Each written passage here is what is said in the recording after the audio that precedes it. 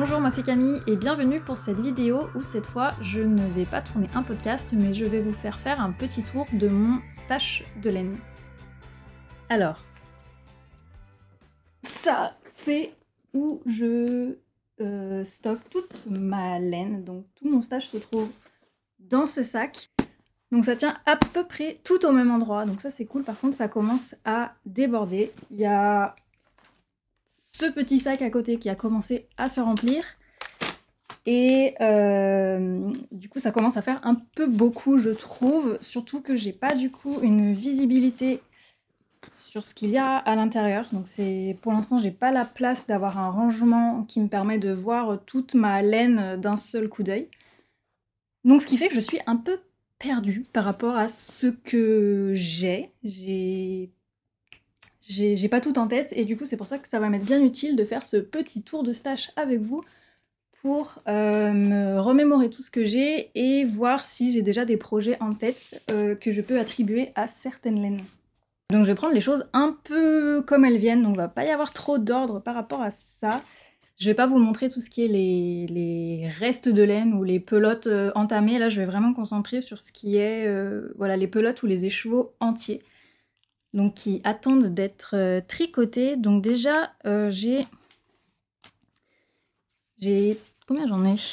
J'ai 3 pelotes de Fonty Aubusson comme ça en vert kaki, vert forêt, enfin vert sapin.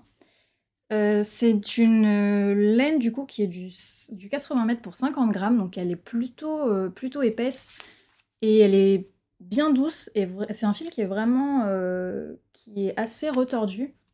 Donc celle-là je l'avais achetée et ben sans avoir de plan et ce qui fait que ben elle est toujours là. Puisque je ne sais pas quoi faire avec 3 pelotes de ça pour l'instant. Je m'en étais juste servi un petit peu d'une pour faire des rayures sur une paire de chaussettes en DK. Ça avait bien fonctionné, même si c'est pas de la laine à chaussettes. C'est du... D'ailleurs, j'ai pas dit ce que c'était. C'est du... Bah oui, 100% laine superwash.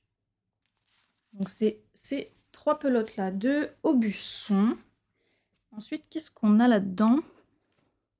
J'ai 2 pelotes entières encore de Knitting for Olive en Heavy Merino dans le coloris Rust que j'avais utilisé pour mon sweater numéro 18. Et j'avais pris, je sais plus si j'avais acheté 8 ou 10 pelotes et du coup en fait il m'en reste 2 entières. Donc ça c'est 100% Merino, 125 mètres pour 50 grammes, donc c'est de la DK. Et donc j'ai 2 pelotes de ça. Donc je sais pas encore quoi faire avec, mais par contre c'est une couleur que j'avais beaucoup aimée et un fil que j'avais bien aimé tricoter, donc je devrais pouvoir trouver un accessoire à faire, ou alors la mélanger pour faire un pull probablement, pour faire des rayures ou quelque chose comme ça. Donc j'ai ces 2 pelotes là. Et ensuite j'ai un écheveau entier donc de Hillesvag, de Hillesvag dans ce coloris beige, enfin pas beige, blanc cassé naturel. Donc ça c'est la laine, j'avais utilisé cette laine pour faire le coloring book raglan de Amy Sher, donc qui était le top, enfin le pull crop avec manche 3/4 avec des rayures en brun, il m'en reste un petit peu, en brun comme ça, et le coloris principal c'était celui-là. Et en fait il me reste un écheveau entier de 100 grammes, donc celle-là c'était de la 200 mètres pour 100 grammes, donc de la DK. Et c'est de la 100% laine, c'est marqué 100% Norsk Wool, donc est-ce que ça veut dire laine norvégienne? Ensuite, si je passe au contenu de ce gros sac-là, alors je pense que je vais avoir pas mal de laine épaisseur fingering. Je pense que c'est ce que j'ai le plus. Ouais, donc je vais commencer, je vais prendre comme ça vient. Hein. J'ai donc mes 2 écheveaux d'Arco Iris qui étaient le club Yarn of Thrones de avril je crois, qui était le coloris de la maison Lannister, donc que moi j'avais pris sur la base Dr. Wool, qui est donc le 100% Merino Superwash, 400 mètres pour 100 grammes. et qui est ce super beau coloris qui a donc une base claire avec ensuite des touches, enfin des aplats de différentes nuances de vert, un peu désaturés qui peuvent tirer plus ou moins vers le bleu ou vers le jaune suivant les endroits. Et on a cette partie qui est là, couleur un peu feu, dans les tons orangés et jaunes. Il est vraiment très très beau. Je suis très curieuse de voir ce qu'il va donner tricoté parce que c'est vrai que là on voit que c'est assez divisé les deux parties, les deux univers colorés, mais en fait tricoté je suppose que tout va se mélanger donc j'ai hâte de voir ça. Par contre j'ai toujours pas de projet pour lui. Je sais que j'avais parlé de faire le Raglan Ringer Tee je crois avec, mais je pense qu'il va m'en manquer un petit peu donc il faut que je trouve une astuce. Ou alors eh ben, ce sera pour autre chose. J'ai un écheveau de laine à chaussettes qui vient de chez By Night que j'avais pris à la fête de la laine. C'est un 50 grammes de... Est-ce qu'il y a... Oui, Starsock, 75% Merino Superwash, 25% nylon. Donc c'est un joli coloris nuancé dans les tons violets comme ça. Violet, aubergine, rosé. Qui est vraiment très très chouette et que je n'ai toujours pas entamé. Pour continuer sur les laines à chaussettes, j'ai donc les deux échos que je vous ai montré déjà l'autre fois de Sock Yay, donc dans les coloris Labradorite pour celui-là et je crois que c'est Kunzit pour celui-là, qui est un violet lavande et celui-là un vert gris. Donc là on est sur du 212 mètres pour 50 grammes. J'ai alors celui-là, je crois que je voulais pas montrer encore en vidéo, je l'ai reçu il y a pas très longtemps. C'est mon bouquet de mini de chez Bulbe Bizarre, qui est trop trop joli. En fait, ces coloris me font de l'œil depuis vraiment longtemps, mais je savais pas quoi prendre. Des écheveaux entiers, il aurait fallu que j'en prenne plusieurs, parce que j'avais pas envie de reprendre encore un écheveau solitaire pour faire des chaussettes, parce que j'en ai déjà pas mal à faire là. Et j'avais envie de prendre des mini, du coup là, je me suis fait plaisir quand elle a sorti ses derniers coloris. J'ai fait un petit mix de tout ce qui me plaisait. Donc là, on a Euphorbe. Là, c'était Moelleux Choco. Celui-là, c'est Urban Jungle. Celui-là, c'est Pan. Et celui-là, c'est Market Spice. Ils sont vraiment jolis. Et Moelleux Choco et Pan, je les ai pris sur... c'est Stellina ou Lurex? C'est Stellina, je crois. Ouais, du coup, ils brillent.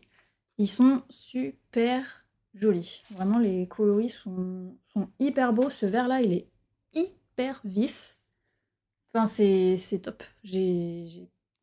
Encore une fois, je ne sais pas ce que je vais faire exactement, mais ça va sûrement être des contrastants à chaussettes. Je pense pas tous les utiliser dans une même si je pense que ça irait bien. Je pense que ça serait chouette. Mais j'ai envie de pouvoir les dispatcher un peu pour en profiter plus, donc voilà, je vais voir, mais probablement ce seront des contrastants à chaussettes. Ah, j'ai une pelote toute seule de Nord qui me reste depuis... J'avais acheté ça il y a un moment. C'était l'année dernière, donc là on est sur le coloris 07 qui... C'est donc une laine fingering et c'est laine... c'est 45% alpaga, 30% polyamide et 25% laine. C'est un fil que j'aime vraiment bien parce qu'il est du coup il a le côté un petit peu poilu de l'alpaga et il est vraiment doux. Ce coloris là en plus ça fait partie des coloris qu'ils appellent mix, donc il est pas complètement uni, il est un petit peu chiné et je le trouve vraiment super sympa. Donc je pense que la Nord je vais m'en racheter pour tester de faire des chaussettes entièrement avec cette laine là et voir ce que ça donne parce que je l'aime bien. Ensuite, j'ai ma Jowl que j'avais acheté chez Lang. Donc j'ai ces deux coloris-là qui sont encore dans mon stash. Donc le vert, je ne sais pas comment on qualifie ce vert, mais c'est très joli vert. Et ce orange corail là assez vif. Donc celle-là, la Jowl de Lang, c'est laine à chaussettes, donc 2 cm pour 50 grammes. J'ai des cheveux de partout. On est 75% laine vierge, 25% polyamide. Ensuite, j'ai mes 4 demi-écheveaux de coloris autorayant du bruit des aiguilles que j'avais eu à Noël. Donc j'en ai tricoté un pour l'instant. J'ai un plan pour celui-là parce que j'aimerais tester quelque chose avec sur une chaussette en déca. J'aimerais tester quelque chose avec ce coloris-là. Et ensuite, j'ai les 3 autres ici. Donc en fait, on a Friday Night Dinner ici, qui était de la collection Gilmore Girls.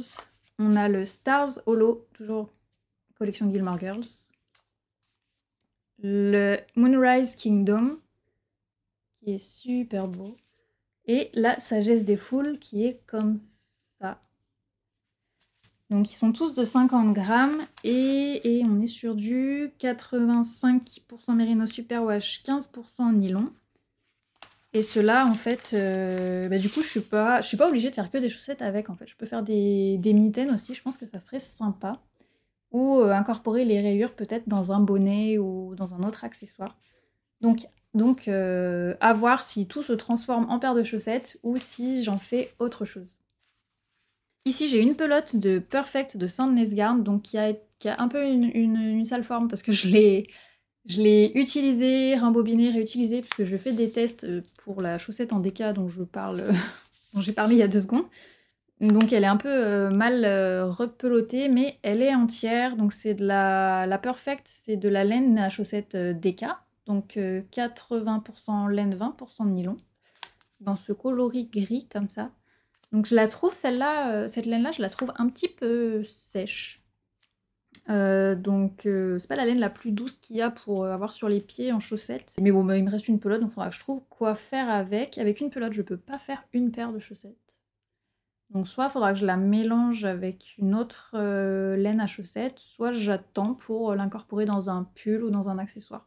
Il me reste une pelote de Arwetta de Filcolana dans ce super beau bleu électrique comme ça. Donc la Arwetta, c'est de la laine à chaussettes 2 cm, non pas 2 cm, si 2 cm pour 50 grammes, 80% mérino, 20% nylon. Donc dans ce super beau bleu, je ne sais pas encore, je n'ai pas de plan avec celle-là. Donc ça finira sûrement en chaussettes, hein, mais voilà, en mitaine, ça peut... en mitaine, ça peut être beau cette couleur. Je verrai. Ensuite, j'ai un écheveau de chez Tricot & Stitch que j'ai déjà bobiné parce que je pensais que j'allais l'utiliser et au final, au dernier moment, j'ai changé d'avis. C'est... tac, je change l'étiquette. Oups, c'est le coloris Season of the Witch sur la base qui contient de la Stellina. C'est Stellina Fingering qui est 75% Merino Superwash, 20% nylon, 5% Stellina. Donc de chez Tricot & Stitch. C'est un coloris qui est vraiment super beau. Alors il est déjà très différent entre la version bobinée et la version écheveau. Et du coup je me demande encore ce qu'il va donner une fois tricoté. Parce que là on a vraiment pas mal de couleurs dedans. Il y a du rose, du orange, du gris, du noir, du violet et la Stellina dorée. Donc quand il était en écheveau, on voyait beaucoup moins de dominance rosé-violet. Et une fois bobiné, il donne ça. Donc à voir ensuite ce que ça va donner. Et du coup, je sais pas. J'avais peut-être une idée de modèle de chaussettes à faire que j'ai trouvé dans le livre 52 Weeks of Socks, le premier volume. Mais à voir si je fais ça. Et même si je l'ai fait, de toute façon, il m'en restera. Donc je réfléchis toujours pour l'avenir de cet écheveau. Ensuite, j'ai ce gros écheveau-là de la fabrique Poveda que j'avais pris à... C'était pas la fête de la laine, c'était le salon Création et Savoir-faire, je crois, de l'année dernière. Donc ça, c'est une base sport qui s'appelle Dima dans le coloris caramel. Donc la fabrique Poveda, donc c'est marqué derrière, mélange de toison de mouton Île-de-France élevé dans la Nièvre et de toison de mouton mérino d'Arles élevé dans les Bouches-du-Rhône. 70% Île-de-France, 30% mérino d'Arles pour cette base-là qui est en poids, elle est légère, elle est très sèche, je trouve. Elle me rappelle un peu la V2. C'est un peu le même style de laine un peu rustique du coup, qui a ce côté un peu mousseux. C'est-à-dire sec mais léger et assez un petit peu gonflant. Voilà. Donc là, j'avais acheté cet écheveau-là sans savoir vraiment ce que j'allais en faire, et je ne sais toujours pas ce que je vais en faire. Mais du coup, ça peut peut-être être une idée de la combiner avec ce qui me reste de V2 de Hillerswag. Vu qu'elles sont un peu du même type, il y a peut-être quelque chose à faire avec ça. Ouais. Ensuite, j'ai 2 pelotes de Antigone. Alors là, oui, en fait, je l'ai mis dans mon stash, mais ça va être utilisé parce que c'est en cours. J'ai commencé un projet avec, dont je vous parlerai dans le prochain épisode de podcast. Donc la Antigone de Dererum Natura, c'est un fil de lin. Donc que moi j'ai pris dans le coloris, j'ai oublié le nom, je crois que c'est oui, c'est ça, Mordoré. Donc c'est 100% lin, 260 mètres pour 100 grammes. Donc c'est la première fois que je tricote du lin. Et alors c'est vraiment très particulier au niveau du toucher, parce que ça fait... clairement au début j'avais l'impression de tricoter de la ficelle. Après, j'ai hâte de voir ce que ça donne une fois que c'est... Bon, déjà que tout le vêtement est fait avec le tombé, la fluidité, tout ça, plus le changement qui va s'opérer au niveau de la texture quand je vais le faire tremper et le bloquer, en fait. Puisque j'entends dire que la Antigone, c'est doux. Alors, c'est pas du tout ce qui me viendrait... En fait, maintenant, je commence à avoir mon avis qui change dessus. Je sais pas, mais au tout début, je trouvais ça vraiment très sec. Maintenant, je commence à comprendre pourquoi on peut dire que c'est doux. Mais après, le rendu que ça donne pour l'instant sur la pièce que je suis en train de tricoter, c'est pas tout à fait la même chose que quand je vois des gens qui ont fait des hauts tout en jersey par exemple, et que je vois que c'est ultra fluide.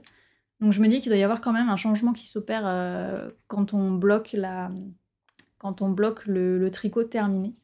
Mais en tout cas, j'aime étonnamment, j'aime beaucoup tricoter avec. C'est plutôt agréable et la couleur est vraiment super jolie. Et là, ça a vraiment une belle brillance en fait, le lin. Donc il me reste 2 pelotes, enfin j'ai 2 pelotes de ça, mais normalement les 2 pelotes vont être utilisées. J'ai un écheveau que j'avais pris à la fête de la laine, je ne sais pas si vous vous souvenez, de ce fil qui est un fil lace, puisque normalement j'ai 800 mètres pour 100 grammes, qui est du 100% laine mérino, qui vient de l'atelier de Mickey, qui fait des teintures, entre autres, qui fait pas mal de teintures à l'indigo, comme ça. Et je trouve ça super beau. La laine est extrêmement douce. C'est un fil qui est très retordu. Celui-là, je savais pas trop quoi en faire, parce que vu que c'est un fil lace, en fait, soit je pourrais le combiner à un fil de mohair, soit l'utiliser tout seul en fil lace. Notamment, j'avais pensé au... c'est un modèle qui s'appelle l'Avaca de Samantha Statter, je crois qu'on dit, qui en fait est un haut manche longue avec des raglans ajourés, mais qui se fait dans un fil très fin et qui du coup est un peu en transparence. Et je me suis dit que ça pourrait peut-être fonctionner avec celui-là. Je sais pas si j'ai assez de métrage, mais peut-être faire quelque chose dans ce style, sinon, si je l'utilise tout seul, donc à voir. Mais en tout cas, c'est vraiment extrêmement doux. Il est hyper agréable. Ensuite, toujours que j'avais trouvé à la fête de la laine, j'avais le kit à chaussettes de Vulcan Yarn, donc celui-là, qui est le tropical. Donc sur sa base à chaussettes, 75% mérino, 25% nylon. Donc il y a le petit contrastant en bleu turquoise ultra vif comme ça, incroyable. Et les chevaux de 50 grammes avec des speckles, donc turquoise, vert, vert un peu jaune et du orangé, du marron. Enfin vraiment très très très joli. Donc ça va évidemment devenir une paire à chaussettes en utilisant le combo. Maintenant reste à voir quand est-ce que je vais la faire. Une pelote de Sisu de Sandnes Garn qui est une laine à chaussettes. C'est un petit peu plus que de la fingering, mais pas de la sport non plus. On est sur du 175 mètres pour 50 grammes. Donc ça nous fait quoi? Ça fait 350 mètres pour 100 grammes. Donc voilà, c'est un peu plus gros que du fingering, mais j'avais plusieurs pelotes et il me reste plus que celle-là qui n'est pas entamée. Dans ce joli coloris vert.